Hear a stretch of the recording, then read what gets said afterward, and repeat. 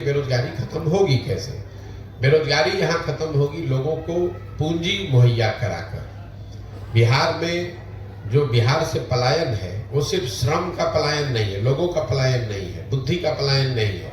एक बहुत बड़ा पलायन यहाँ से पूंजी का पलायन है, जिसकी चर्चा यहाँ लोग करते नहीं है, जिनकी समझ ज्यादा है नहीं लोगों को।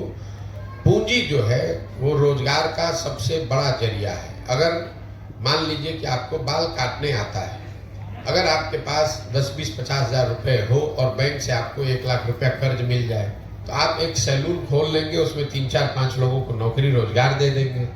लेकिन अगर वो पैसा पूंजी आपके पास न हो तो बाल काटने आने के बावजूद जाकर किसी सैलून में आप नौकरी करेंगे, मजदूरी करेंगे। तो बिहार में पूंजी क्यों नहीं है?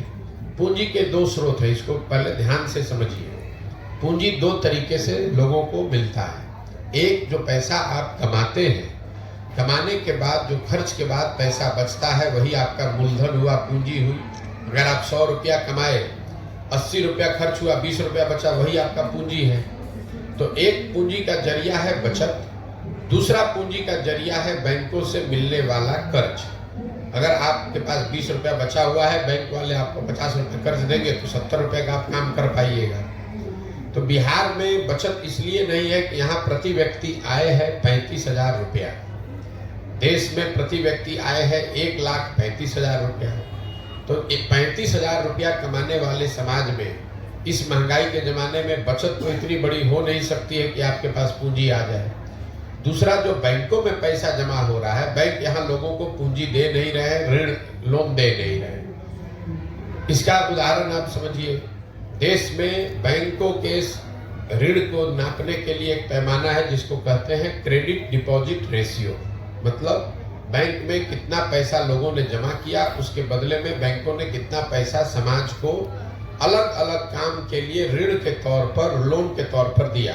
घर बनाने के लिए, यूट्यूब चलाने के लिए, दुकान खोलने के लिए, गाड़ी खरीदने के लिए। और रिजर्व बैंक ऑफ इंडिया एक आंकड़ा जारी करता है जिसको कहते हैं क्रेडिट डिपॉजिट रेशियो। देश में ये आंकड़ा है 70% का। मतलब जितना देश भर के लोगों ने बैंकों में पैसा जमा किया, अगर 100 रुपया जमा किया तो बैंकों ने 70 रुपया कर्ज के तौर पर लोगों को वापस दिया। बिहार में सीडी रेशियो है 40%। 1990 में जब लालू जी मुख्यमंत्री बने तो बिहार में सीडी रेशियो था 40। लालू जी के 15 साल के शासनकाल में सीडी रेशियो घट के हो गया 28। और अभी 18 साल के नीतीश के प्रयास के बावजूद भी ये अभी भी 40 ही है। इसका असर क्या होता है ये समझिए। पिछले वर्ष, ये हेडलाइन नोट कर लीजिए, पिछले वर्ष बिहार की गरीब जनता ने बैंकों में 4,21,000 करोड़ रुपया जमा किया। 4,21,000 करोड़ रुपया बिहार में लोगों ने बैंकों में जमा किया। बैंकों ने 40% के सीडी रेशियो के हिसाब से कर्ज के तौर पर 1,61,000 करोड़ रुपया लोगों को दिया। बाकी पैसा 1,02,80,000 करोड़ कहाँ गया? ये पैसा चला गया दूसरे राज्यों में जहाँ पर उद्योग धंधे लग रहे हैं, जहाँ स्वरोजगार है, जहाँ तरक्की है, जहाँ व्यापार है। 1990 से लेकर पिछले वित्तीय वर्ष में कुल जमा 1990 से अगर आप जोड़ेंगे 32 साल में बिहार के बैंकों ने 26,20,000 करोड़ रुपया, बिहार के लोगों का रुपया, ये बाहर के उद्योगपति का पैसा नहीं है, ये सरकार का बजट का पैसा नहीं है, बिहार के लोगों के बचत की हुई राशि 26,20,000 करोड़ रुपया बैंकों ने यहाँ से ट्रांसफर कर दिया दूसरे राज्यों में जहां पर तरक्की है, व्यापार है, रोजगार है।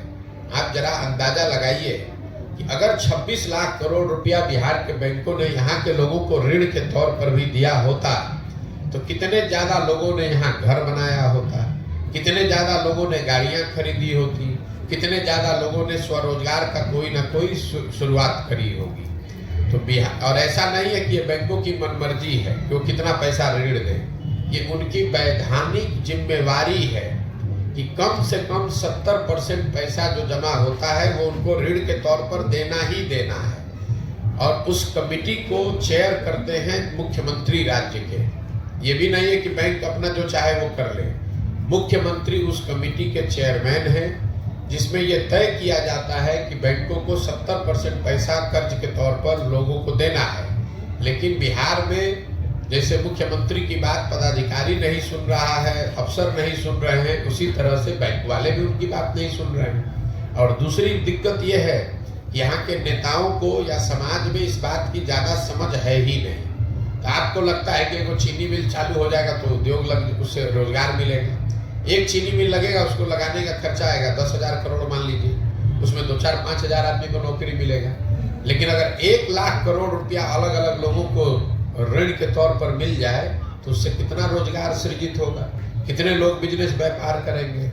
तो जन सुराज का विजन ये है कि यहाँ पर शिक्षा को रोजगार पाने वाला बनाया जाए, लोगों को डिग्री नहीं बांटा जाए, लोगों को शिक्षित किया जाए और फिर उनको पूंजी मुहैया कराया जाए बैंकों के जरिए, ताकि लोग अपने क्षमता के अनुसार, अपनी इच्छा के अनुसार कुछ न कुछ रोजगार कर सकें। उससे उनकी आर्थिक तरक्की होगी और उसी से बिहार का विकास होगा। जब तक शिक्षा और पूंजी ये 2 चीज मुहैया नहीं होगी, तब तक सरकार के किसी भी प्रयास से बिहार में गरीबी खत्म नहीं हो सकती।